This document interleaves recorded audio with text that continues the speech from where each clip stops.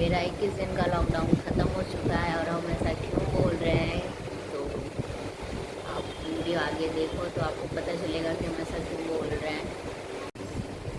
Good morning, स्वागत है मेरे इस चैनल में स्वाति की प्यारी सी दुनिया। तो आज हम ये बताएंगे कि मेरा 21 दिन का लॉकडाउन क्यों लगा हुआ था इस रूम में। फाइनली आज हम इस वाले रूम से इस वाले रूम को छोड़ के आज हम अपने रूम में जा सकते हैं। और ये देखो बेबी को कैसे हम सुला रखे हैं।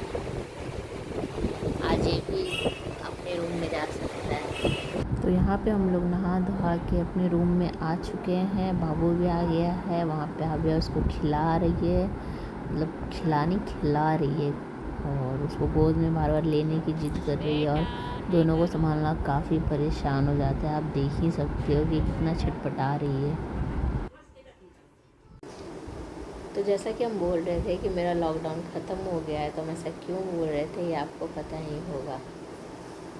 तो अगर आप बिहार से हैं तो आपको पता ही होगा, बच्चे के जन्म के बाद से बच्चे और माँ को घर के बाकी फैमिली मेम्बर्स के साथ नहीं रख के उनसे अलग रखा जाता है एकांत रूम में।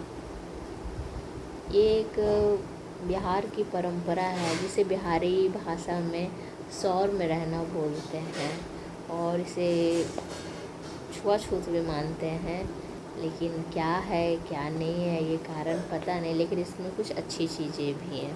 कारण जो भी रहा हो, लेकिन ठीक है, हर चीज़ में अच्छी बुरी दोनों बातें होती हैं, तो हम लोग अच्छी चीज़ों को देखते हैं। तो ये कि अलग रहने के कारण ही इन्फेक्शन से बचा जा सकता है, क्योंकि बच्चे होने के बाद नवजात बच्चा जो कि काफ़ी इन्फेक्शन का उसको खतरा रहता है और जो माँ है वो भी काफ़ी कमज़ोर हो जाती है। लाइट आ गया, काफ़ी कमज़ोर हो जाती है, जिसके कारण मतलब काफ़ी वीकनेस और इम्यूनिटी पावर काफ़ी घट जाती है, जिसके कारण वो काफ़ी कमज़ोर हो जाती है। तो उसे भरपूर आराम मिलने के लिए उसे एकांत में रखा जाता है। सकते हैं दूसरा कि माँ के लिए एक आराम करने का ये तरीका भी है।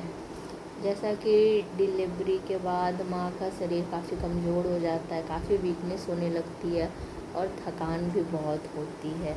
पहले के टाइम में ऐसा नहीं था, घर का सारा काम औरतें ही किया करती थी। अब तो आदमी भी मिलके कर दिया करते हैं, लेकिन पहले ऐसा नहीं था। पहले घर का जितना भी काम होता था वो सब औरतें ही करती थी। तो इससे बचने के लिए भी ये परंपरा बनाई होंगी, कारण जो भी हो, लेकिन एक ये भी तरीका था कि चलो इसी कारण से माँ को कुछ आराम मिले, उस औरत को आराम मिले जो कि वो काफ़ी कमज़ोर हो जाती थी।